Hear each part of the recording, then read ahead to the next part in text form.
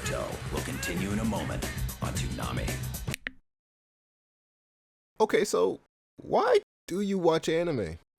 Many people have a variety of different reasons, whether it's the story, the animation, the fight scenes, or even the questionable ones that include very questionable relationships. But for me as a lover of anime, I actually hate it. Thank you. But that literally makes no sense. You can't just say you're a fan of anime and say you hate watching it. That's contradictory. And I'd say you're absolutely right. But here's the thing. Can you go band for band? Wait, what? Domain expansion! Limitless bands!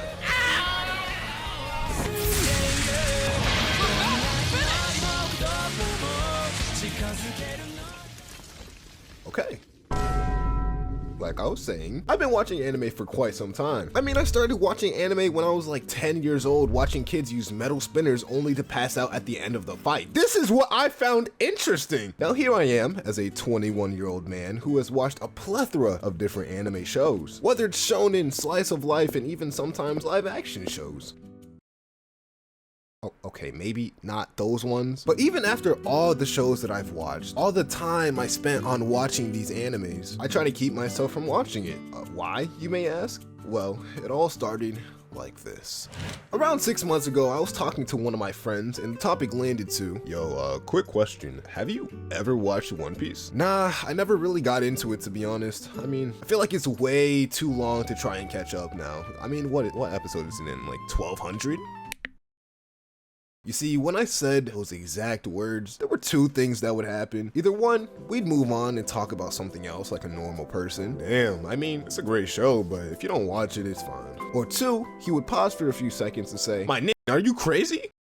Okay, so there's no surprise. Option 2 was the only answer for this dude. Bro, you're missing out on one of the greatest anime shows right now. Greatest? The only show I call the greatest is the whole Dragon Ball franchise.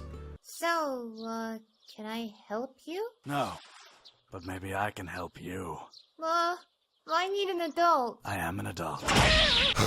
Listen, at least give it a shot. I bet you in 20 episodes, you'll be hooked on it like it's crack on a discount. You know what? Fine. And I bet you after those 20 episodes, nothing will change my mind about it. You know what? I'll watch a whole saga to give you a fair chance. Okay. So in that moment when I took on this little wager, I thought nothing of it. What do you think would happen? I mean, I would never, and I mean never, watch 1,000+ episodes of a show. Like, why would I waste my time on something like that? My Google tab is behind me, isn't it? Obviously, I watched more than a whole saga, and you're probably wondering, did I like the show? I mean, I don't even think I have to ask you. It's kind of obvious. It's right there. I don't really know how to explain it to you guys. As I was watching the first episodes, I wasn't thinking anything of it. Back when we were in quarantine, I tried giving One Piece a chance, but I couldn't even get past 10 episodes, let alone a whole saga. So what was the difference? It's because you kept watching. But as I continued watching, getting to the 30 to 40 episode mark, I'd sit there thinking, you know, this ain't too bad actually.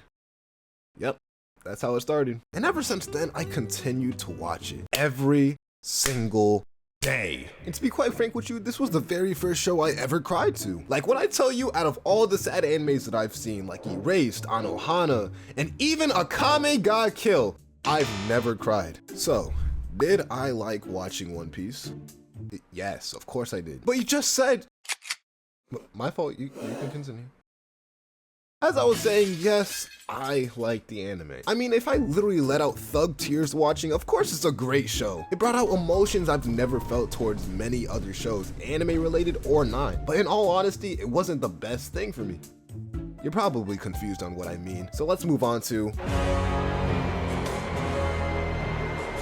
When I first started my journey of watching over 1,000+ episodes, I kinda underestimated how much of an impact it would have on me. I loved the show. I couldn't keep my eyes off it. I'd watch it while editing, working out, in the bathroom. Heck, I'm even watching it right now while I'm recording. Look at this! But to put it simply, I was addicted. Now you would think that was it. I just liked the show and that's it.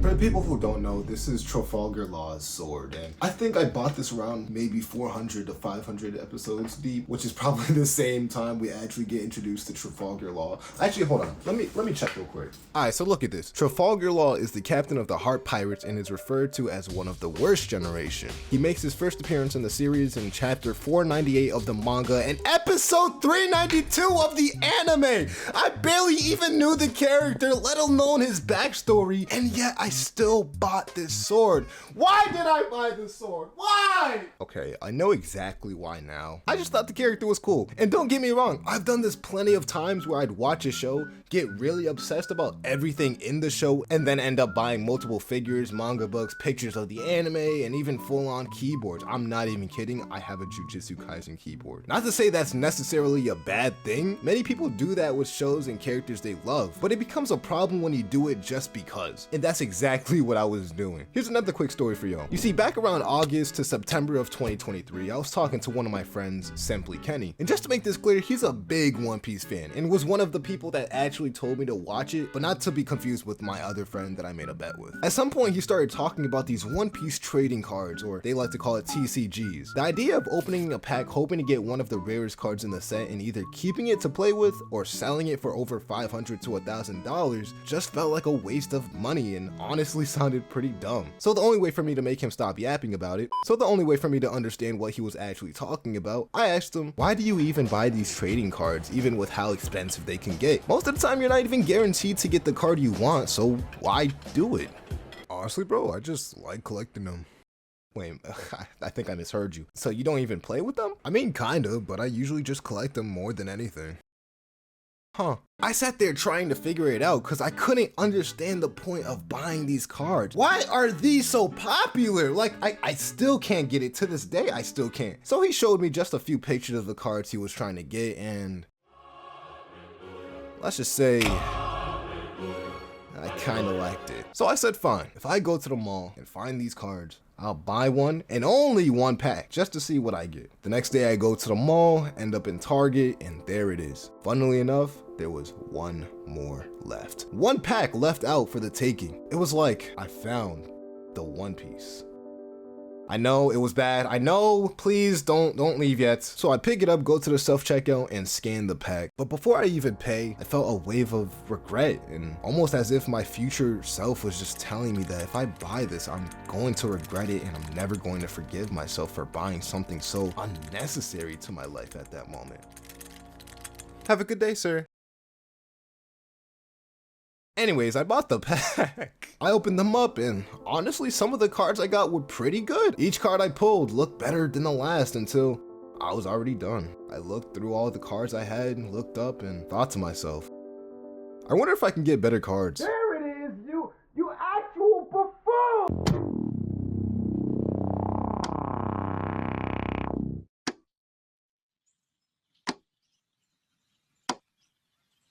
You see, what I didn't realize at the time was I have a gambling addiction. And it's not the same as actually going to a casino, wasting hundreds of my hard-earned money on games that I knew was about luck. Instead, I was gambling my hard-earned money on anime cards that I probably will never use. And it's not like this was a new thing. I was gambling all the way back when Black Ops 3 had supply drops for new weapons that were coming out. I was gambling when I was playing Dragon Ball Legends trying to get the new units. I'm still gambling playing Dragon Ball Z Dokkan Battle, and I've been playing since the 3rd anniversary. We're already coming up at the 9th year, bruh. So after buying my first One Piece cards, obviously I wanted more. It was just a downhill effect at that point. There was no going back. I just got in here head first and was like, I think I would like this. Nah, bro. And I'll even show you, oh my gosh, I spent so much money. My eBay, bro. I never used eBay once until I started buying One Piece cards. Now, like every story, there's always some type of meaning or a moral after making such dumb life decisions. And to be completely honest with you,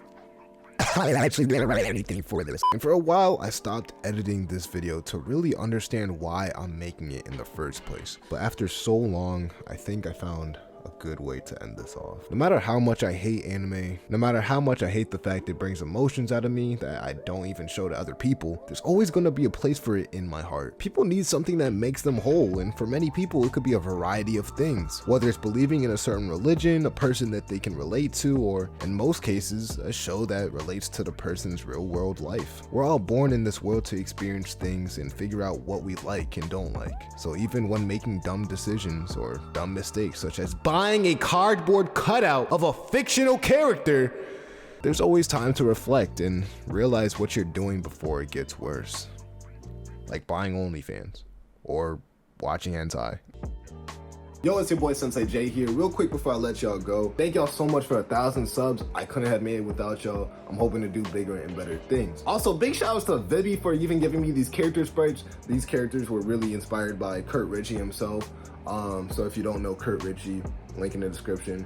Vibi's socials is also going to be in link in the description. She has some really good stuff. I really highly recommend you checking her out. And one more thing, I have 2 videos coming out. It's going to be a gaming and a reaction video. So if you want to check those out later in the video, after this video, of course, like, subscribe, and then push the notification bell so you can stay notified when those 2 videos upload.